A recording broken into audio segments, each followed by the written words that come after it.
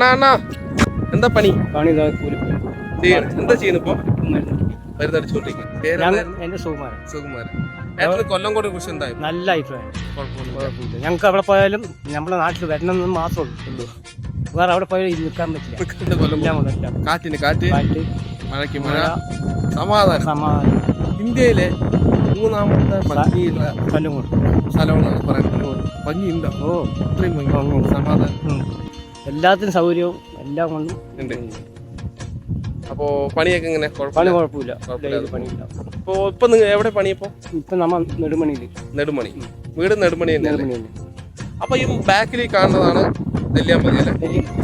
അപ്പൊ ഈ കാണുന്ന വളച്ചട്ടങ്ങളൊക്കെ അത് അവിടെ ഉള്ള ഇതുപോലെ പാടൊക്കെ പാടുന്നേരം എളുപ്പം സ്ഥലവും കാപ്പിത്തോട്ടം, ചാറ്റിത്തോട്ടം, അതിലത്തോടൊക്കെ ഉണ്ട്.